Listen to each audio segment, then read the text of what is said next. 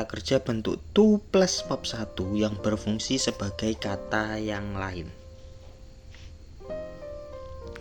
Pengertian infinitif atau to infinitif sendiri adalah suatu verbal yang terdiri dari partikel to dan bentuk simple dari verb atau kata kerja, alias namanya sendiri yaitu bare infinitif, bentuk 0 atau bentuk verb 1. Nah, kasarannya mudahnya gitu ya.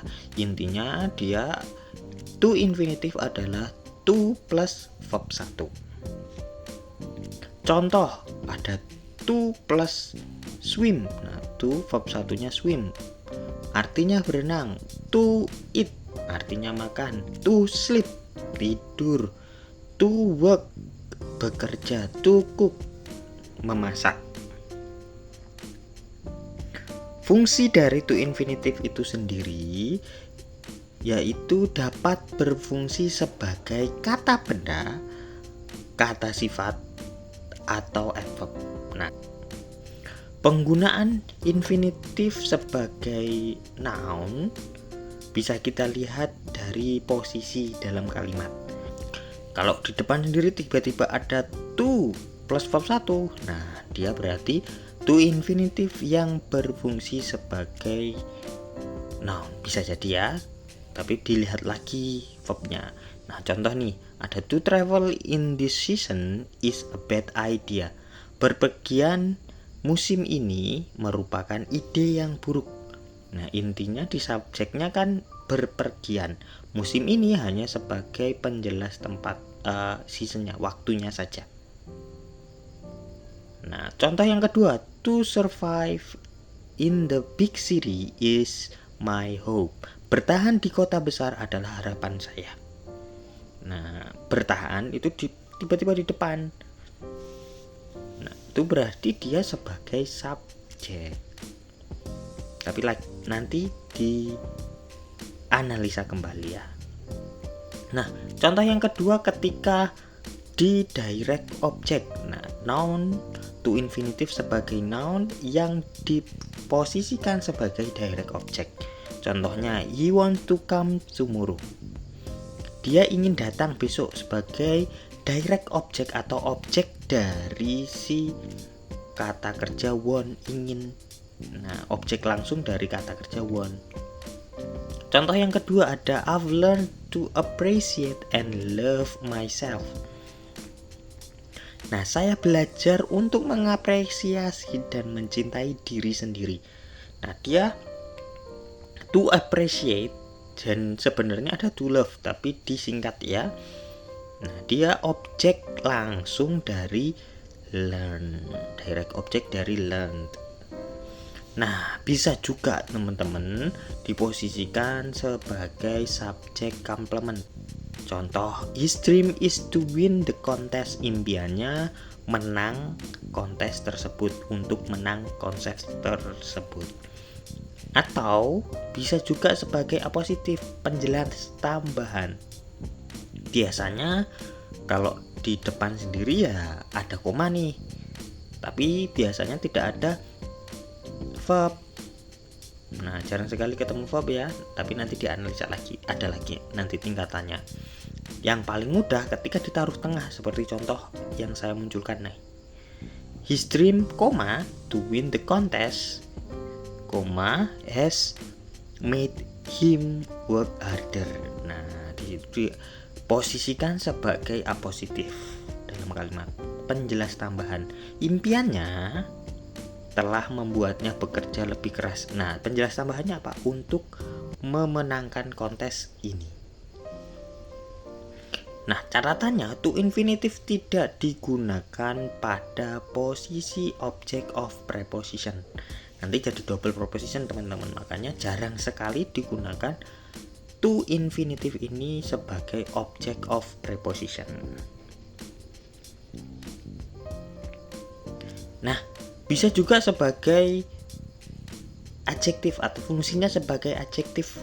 Contoh, the best time to call him is at night. Nah, to call him di sini itu penjelas dari the best time. The best time-nya itu kan kata bendanya. Yang bisa menjelaskan kata benda yaitu si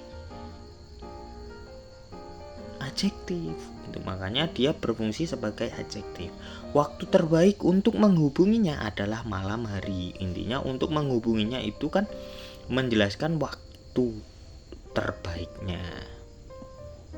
Contoh lainnya, it's the wrong way to ask a question.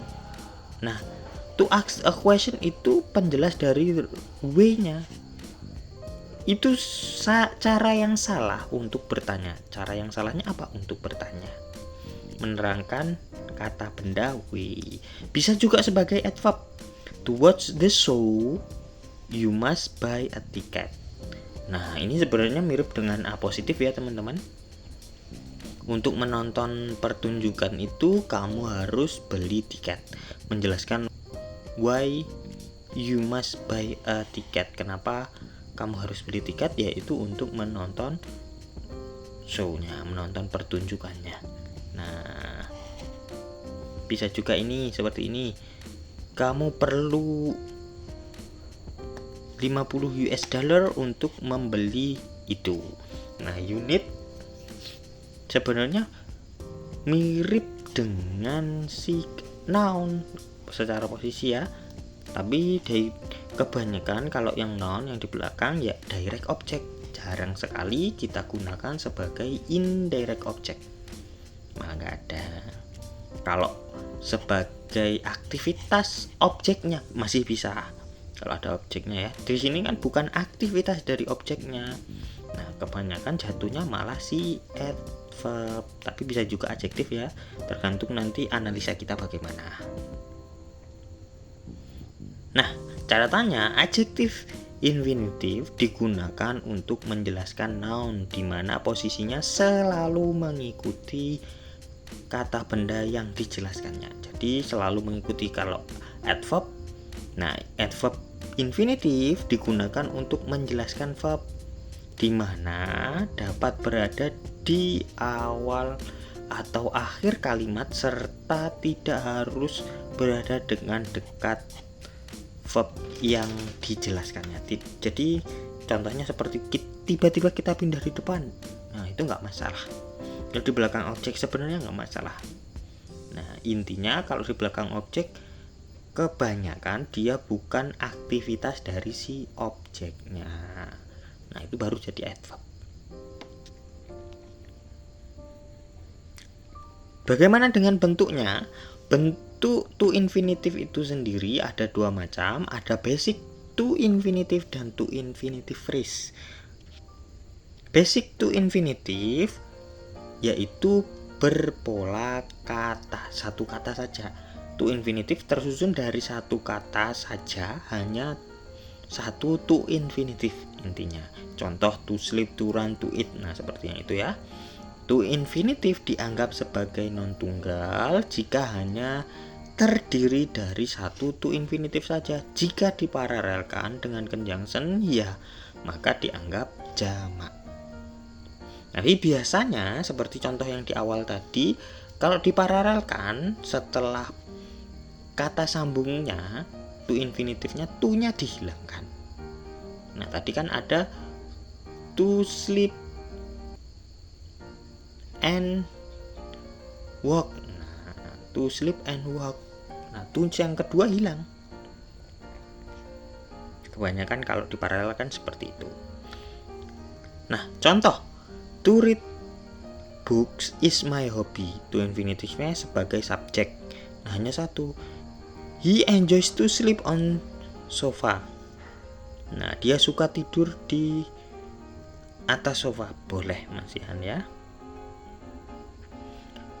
Kalau to infinitive phrase bagaimana? To infinitive phrase itu rangkaian kata yang belum berupa kalimat atau disebut frasa dari to infinitive. Nah, yang intinya infinitive ada to infinitive-nya.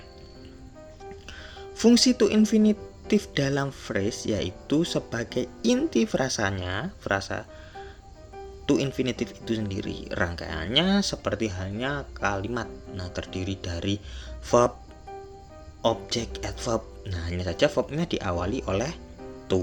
Nah, gitu ya, to verb 1.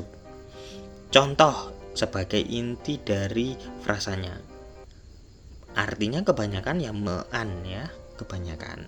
To spend money, mengeluarkan uang. To remove some substantial data. Nah, menghapus beberapa data penting, menghapus, mengeluarkan. To spend, to remove. Nah, itu intinya. Kalau seperti ini berarti rangkaian to infinitive phrase. Thanks for watching.